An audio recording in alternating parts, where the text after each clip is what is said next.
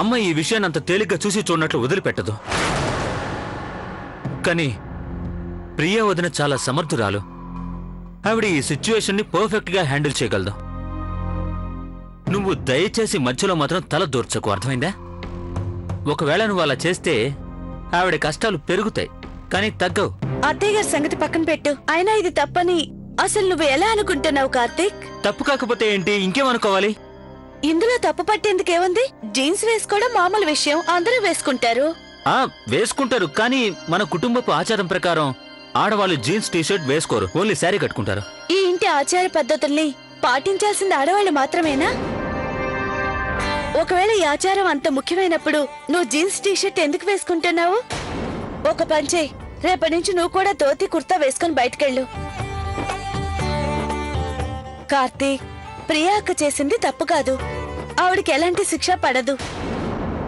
ఇప్పుడు ఏదైతే జరిగిందో అది తప్పంటం లేదు నేను, కానీ ఇది జరిగిన విధానం కరెక్ట్ కాదంటున్నాను. అర్థం కావట్లేదు ఇంట్లో ఏం జరగనుందో. ఆ విషయం నాకు తెలియదు, కానీ నేను నీకోసం అక్కడేం మాట్లాడను. కానీ చూస్తూ ఊరుకోవడం కష్టం. నేను చెప్పాల్సింది నేను చెప్పేశాను, ఇక ఏం చేసినా నీ ఇష్టం.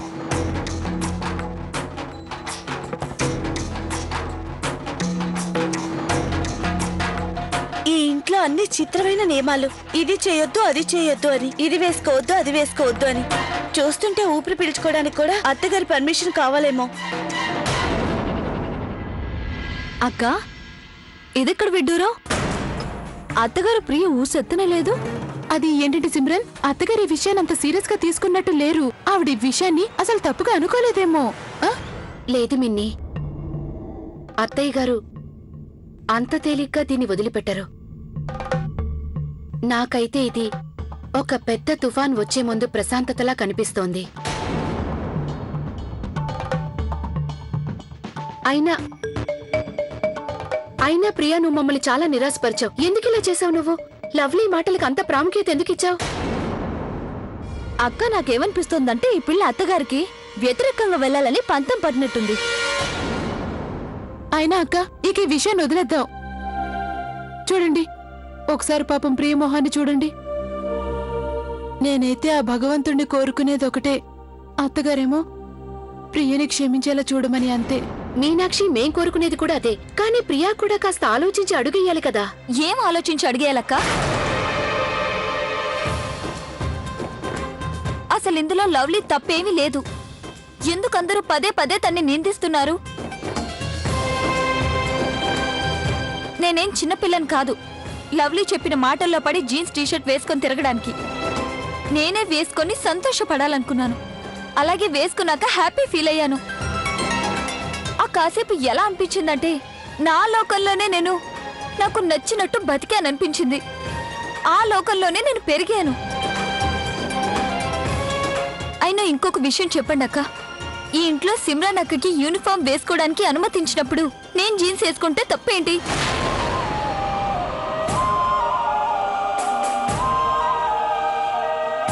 అది కూడా నా సంతోషం కోసం నేనేదో కాసేపు గదిలో ఉన్నప్పుడు వేసుకున్నాను. అయినా సరే, ఒకవేళ అత్తయ్య గారి దృష్టిలో ఇది తప్పే అయినట్లయితే నేను ఎలాంటి శిక్షణైనా అనుభవించడానికి సిద్ధమే.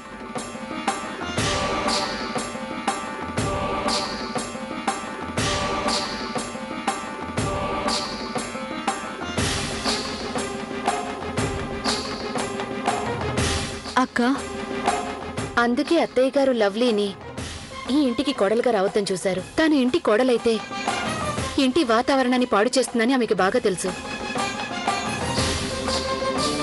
ఇప్పుడు చూస్తున్నారుగా, ఈ అమ్మాయి రావటంతో ఇంట్లో ఎలాంటి భూకంపాలు వస్తున్నాయో. ఈ మధ్య ఇంట్లో ఇది రోజువారీ దినచర్య అయిపోయింది. ప్రతిరోజు ఏదో ఒక సంఘటన జరగటం, దాంతో ఇంట్లో అందరం టెన్షన్ పడటం. అయినా జీన్స్ వేసుకోవడం తప్పేం కాదు, కానీ ఆలోచించాల్సిన విషయం ఏంటంటే కార్తీక్ భార్య ఇంటికి వచ్చిన రోజు నుంచి ఏదో ఒక గందరగోళం జరుగుతూనే ఉంది. దీనికి ఏదో ఒక పరిష్కారం చూడాలి. తప్పకుండా. అవునండి, సరిగ్గా చెప్పారు. ఇప్పుడు ఇంట్లో ఏ గందరగోళం జరిగినా ముందు వినిపించే పేరు మన కార్తీక్ గడ్ లవ్లీ భార్య పేరు. కానీ ఈసారి మొత్తానికి లవ్లీ అదృష్టం చాలా బాగుంది. ఎందుకంటే ఈ విషయంలో తనకి ఎటువంటి సంబంధం లేదు. లేదు కిట్టన్నయ్య, ఈ పనికి కూడా తనే కారణం. ఎందుకంటే తను మొండిపట్టు పట్టి మరీ ప్రియకి ఆ డ్రెస్ వేయించింది. అర్థం కావట్లేదు లవ్లీ ఏం మాయ చేసిందో ఏమో. ప్రియ తను చెప్పినట్లే చేస్తుంది. నేను ఆది అభిప్రాయాన్ని ఒప్పుకుంటున్నాను. కార్తీక్తో మనం ఈ సంగతి మాట్లాడాలి. తన భార్యను అదుపులో ఉంచుకోమని కార్తీక్ మనం చెప్పాలి. అన్నయ్య,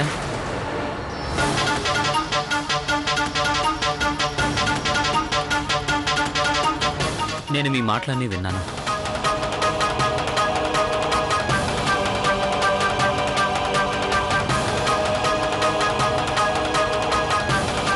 ఈరోజు జరిగిన దానికి లవ్లీనే కారణమని నాకు క్లియర్గా అర్థమైందన్నయ్య.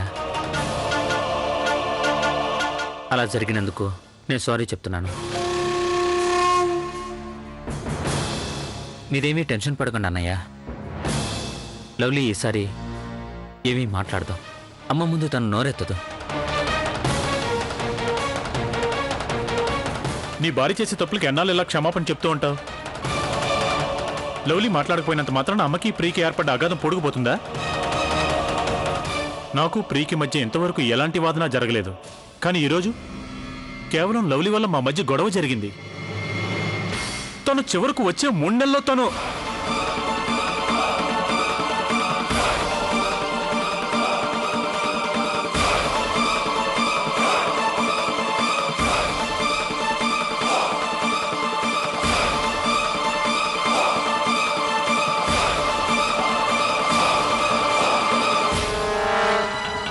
ఇంతకు ముందు ఎన్నడూ ఆదిని ఇంత కోపంగా చూడలేదు.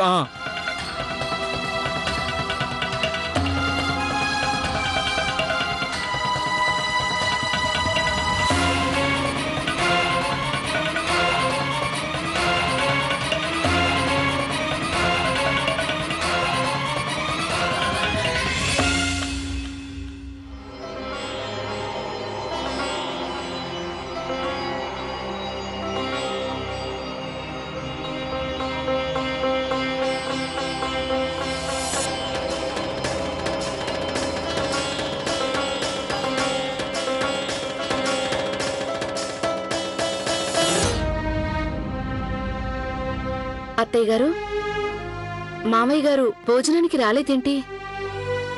వారికి ఒంట్లో బాగోలేదు, అందుకే నేను వారి గదిలోకి భోజనం పంపించాను. మీరందరూ కూడా భోజనానికి కూర్చోండి.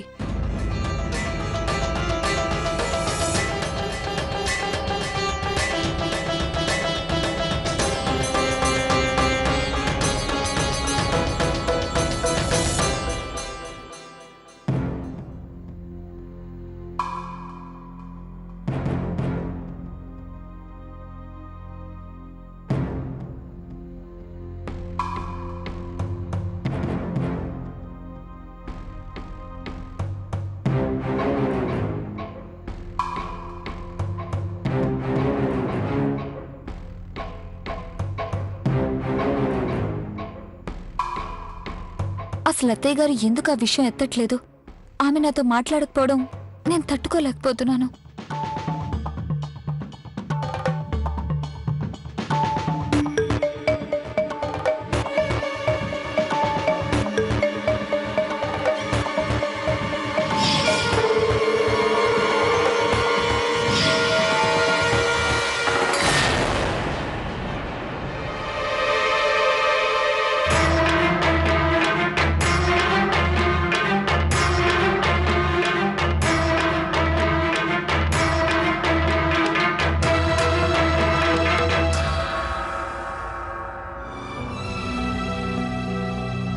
అమ్మాయి గౌరీ, అత్తయ్య, మీరు తిన్నాక భోజనం మిగిలితే బయట ఆవుంది కదా, దానికి పెట్టు. అలాగే మామగారి గదికి గ్లాస్ మజ్జిగ పంపించు. అలాగే. నేను వెళ్తున్నాను.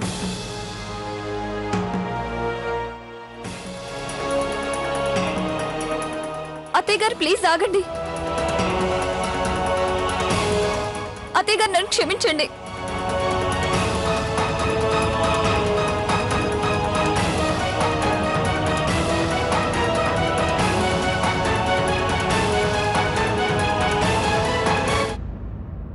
అత్తయ్య గారు మీరు ఇలా ఎందుకు చేస్తున్నారు? మీరు నన్ను తిట్టండి, కోప్పడండి, నన్ను శిక్షించండి, కానీ నాతో మాట్లాడండి. ప్లీజ్. చూడు ప్రియా, చీర కట్టుకోవాలనే నిర్ణయం నువ్వే తీసుకున్నావు కదా. ఎందుకంటే నువ్వు కౌశిక్ కుటుంబపు ఆచార వ్యవహారాలకి విలువనిచ్చేదానివి.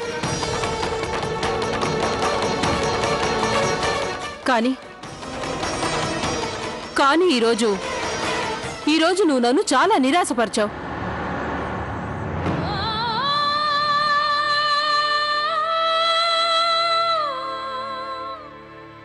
బయట వాళ్ళు మన ఆచార వ్యవహారాలను ప్రశ్నిస్తున్నారు. ఒకటి మాత్రం నిజం ప్రియా, నువ్వు ఆ విధంగా డ్రెస్ వేసుకోవడం నాకు తప్పనిపించలేదు.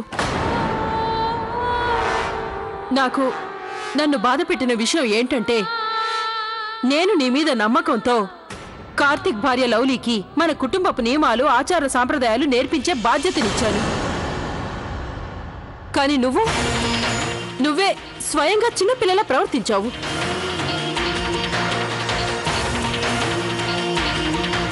నేనింతకాలం ఇలాంటి పిల్ల చేష్టల్ని కేవలం కార్తిక్ భార్య చేస్తుందనుకున్నా. నా కోడలు ఈ విధంగా ప్రవర్తించడం ఏమాత్రం నచ్చలేదు.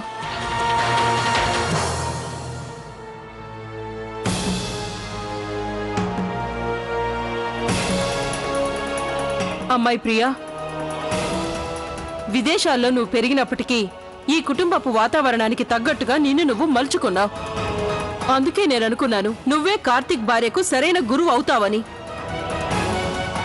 కానీ తెలుసో తెలియకో కార్తిక్ భార్యకు నువ్వే శిష్యురాలు అవుతున్నావు.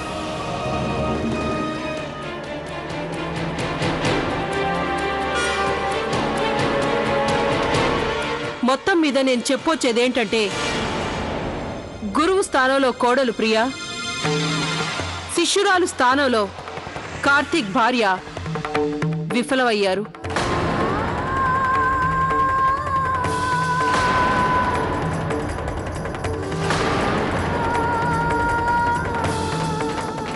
అత్తయ్య గారు ప్లీజ్ ప్లీజ్ అలా అనకండి. ప్లీజ్ నాకు ఇంకో ఛాన్స్ ఇవ్వండి, లాస్ట్ ఛాన్స్. అవునత్తయ్య గారు.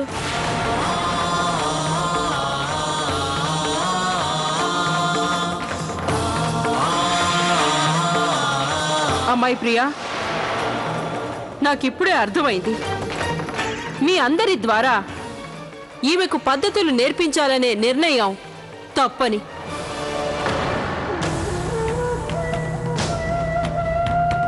నేను ఊహించగలను, అత్తయ్య గారు ఇంత త్వరగా వెనక్కి తగ్గరని మీరు ఆలోచిస్తున్నారు కదా. అత్తయ్య గారు ఎందుకు శిక్షణ కార్యక్రమాన్ని ఆపేస్తున్నారని. దీనికి స్పష్టమైన జవాబు ఏంటంటే, నాకు తెలిసినంత వరకు కార్తిక్ భార్య లవ్లీకి శిక్షణ ఇచ్చే కార్యక్రమం మూలంగా మా మిగతా కోడళ్లందరూ పద్ధతి తప్పకూడదు.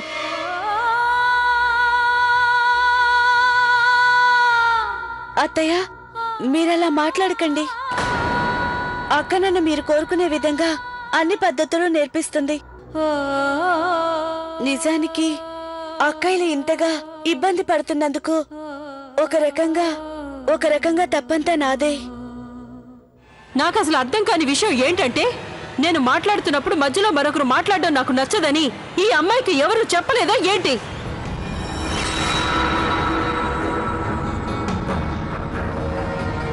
అలాగే మరో మాట వినండి, నేనిప్పుడు మాట్లాడినా ప్రతి విషయం 100% సరైనదే.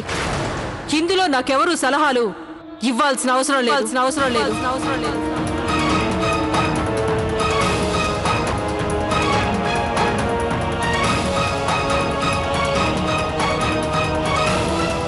అత్తయ్య గారిని ఇంప్రెస్ చేసేందుకు ఒక అవకాశం వచ్చింది, దాన్ని కూడా నాశనం చేసుకున్నాను.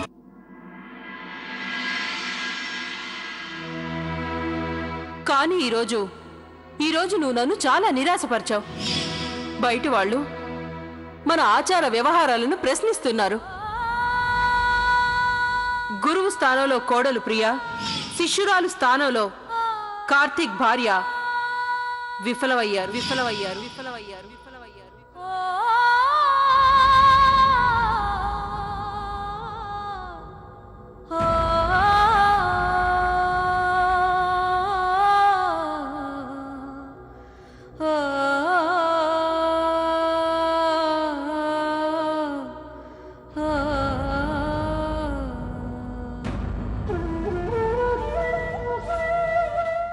వచ్చిన ఇన్నేళ్లలో మొదటిసారి ఫెయిల్ అయ్యానని స్టాంప్ పడింది. బాధగానే ఉంటుంది కదా అక్క. దీనంతటికి కారణం నేనే. మిమ్మల్ని జీన్స్ వేసుకోమని ఫోర్స్ చేసి ఉండకపోతే ఈ ఇంట్లో ఇంత పెద్ద గొడవ జరుగుండేది కాదు. మీరు ఫెయిల్ అయ్యారనే స్టాంప్ మీ మీద పడుండేది కాదు. I'm really sorry for this అక్క. సారీ చెప్పాల్సిన అవసరం ఏం లేదు లవ్లీ. ఇందులో నీ తప్పు ఎంత మాత్రం లేదు. లేదక్క, నేనే మిమ్మల్ని బలవంతం చేశాను. అలా ఎందుకు అనుకుంటున్నా? ఇలా జరగాలని రాసిపెట్టుంది, అందుకే జరిగింది. ఇందులో నీ పొరపాటు ఏమీ లేదు. నువ్వేం కావాలని చేయలేదు కదా. Now you relax. అయినా నేను ఆలోచించేదొక్కటే, మనం పడ్డ కష్టం అంతా వృధా అయిపోయింది. నా ఉద్దేశం ఏంటంటే నువ్వు నీ వైపు నుండి మారాలని అన్ని విధాలా ప్రయత్నించావు. కానీ నిజమేంటంటే అత్తయ్య గారిని ఇంప్రెస్ చేయడం దాదాపు అసాధ్యం. ఈ ఇంట్లో ఏదో కనిపించని బందీగానా దాగి ఉంది. చేయాలనిపించింది ఏది ఎవ్వరూ చేయకూడదు. మీరు చూస్తూ ఉండండి, ఈ ఇంటి మూలాలను కదిలించకుండా అందరి హద్దులను ఎలా మారుస్తానో. ఇక అందరూ వాళ్ళిష్ట ప్రకారం ఉండొచ్చు. Very good lovely. ఈ టాస్క్ లో నువ్వు వంట దానివి కాదు. నేను కూడా నీకు తోడుగా ఉన్నాను.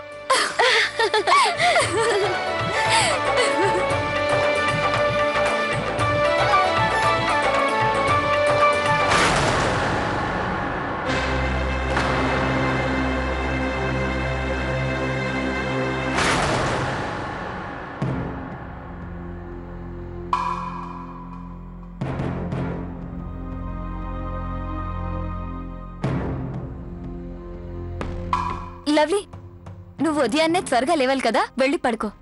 వెళ్ళు.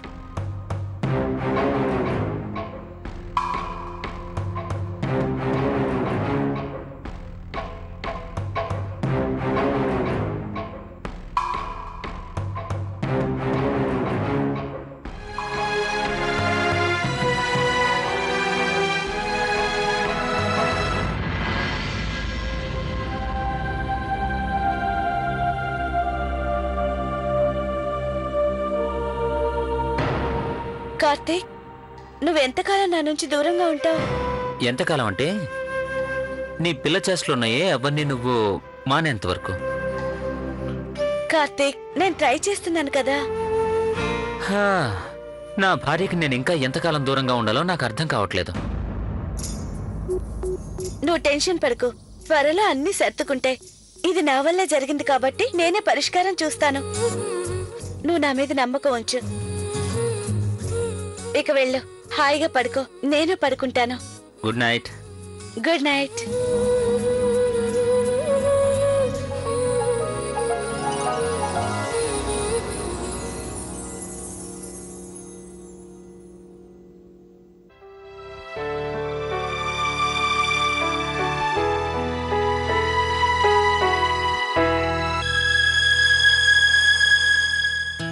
నాకు తెలుసు కార్తీక్ ని ఎలా సంతోష పెట్టొచ్చు.